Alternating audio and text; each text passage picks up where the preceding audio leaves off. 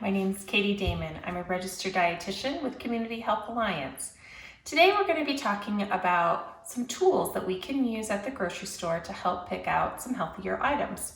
And one of those is the food label. We've probably seen this on the back of packages and bags of foods at the store. And there's been some changes to the food label, so we want to go over those today. So here's an example of the new food label and the old food label. And you can see there's some few changes. So the first change, you can see the serving size is nice and bold. And this is really important. This is the first thing that we want to look at when we're looking at the food label. All of these other numbers are based on this serving size. Calories is a little bit more bolded as well. Some other changes is in the old food label, we had total carbohydrates, fiber, and sugar. And it really didn't tell us where the sugar was coming from, whether it was added to the food or if it was naturally occurring. So in the new food label, what has been added is the added sugar. And now we know where the sugar is coming from, if it's been added to the food or if it's naturally occurring. And that's really important because when we're selecting foods, we want to choose foods that are lower in added sugars. Some other things that have been added, vitamin D, that's a vitamin that has been added that was not on the food label, as well as potassium. So these are just some of the changes that are on the new food label. And when we're looking at the food label, we want to choose foods that are high nutrition, high in vitamins and minerals, and lower in a few other things. And these percentage numbers can be a really great tool. So when you're looking for foods, think of 20% and 5%. So if it's 20% or close to, that means that it's high. If it's 5% or close to, that means that it's lower. So let's take a look because there's some things that we would want high and other things that we would want low. So when we're looking at this, we have fiber, that's at 14%. We want to have a lot of fiber in our diet. So while it's not right close to 20, it's pretty close and it's providing a good amount of fiber.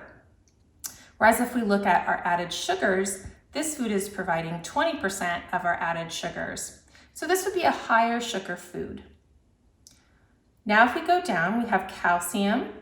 Again, providing a pretty good amount of calcium. This is something that we want more of in our diet. And iron, also providing a fair amount of iron there. And then if we look at other things that we would want low amounts of, so total fat, so 10%, not terribly high, not terribly low. And then if we look at cholesterol, this would be another one that we would want lower, closer to the 5, 0. And sodium, this would be another one that we would want on the lower end, so closer to the 5, and this would be a lower sodium food. So the food label can be a wonderful tool for you to use when you're at the grocery store. And we're gonna go over just a few examples to see if this is be a healthier food to put in our cart, or maybe we need to pass on it. So let's look at a few examples. So let's take cereal. Cereal is a great breakfast item. It can be used for lunch or dinner or snack. It's used for a variety of different meals. And there's quite a few options when you go down the aisle. So let's go ahead and take a look at the label. So here's our nutrition label here. And as you can see, this is the newer label. It does have the added sugar on there. So if we look at the label, it's pretty low in the things that we want low. Total fat, cholesterol, sodium. And then also if we look at our fiber, this is a really high fiber cereal. And again, we want to have a lot of fiber in our diet. And then if we continue to go down into our vitamins and minerals, it's providing higher amounts of our iron, higher amounts of phosphorus and magnesium. And these are things that we would want high amounts of or higher amounts of. So this would be a pretty healthy cereal. It's low in sugar and high in fiber.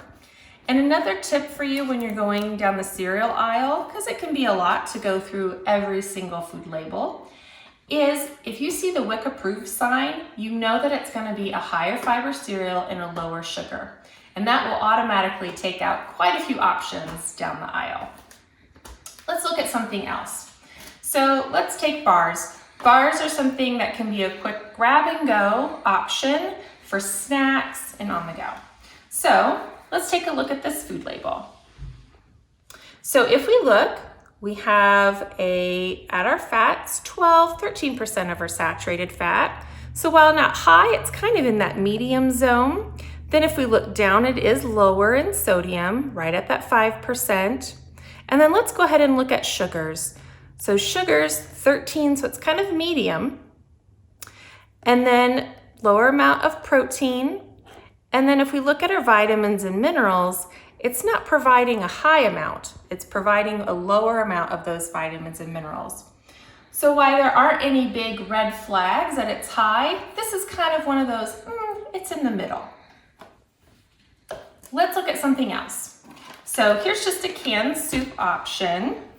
So if we look, canned items will often be higher in sodium.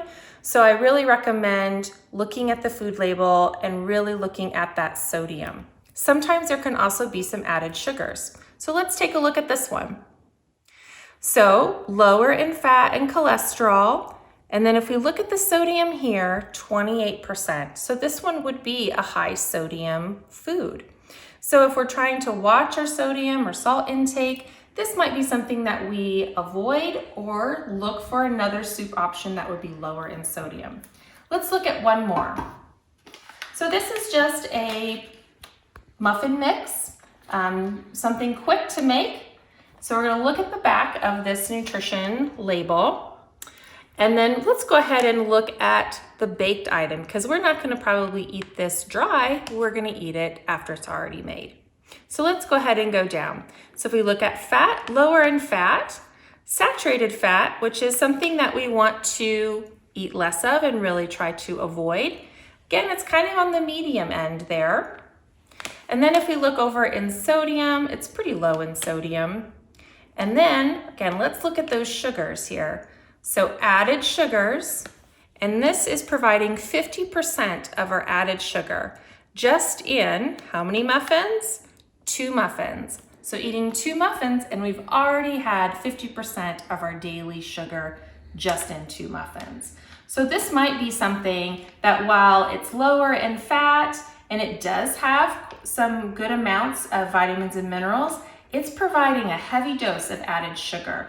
So we might want to choose something else that has a little less sugar. I hope these tips were helpful for you in your next grocery trip. Have a great day.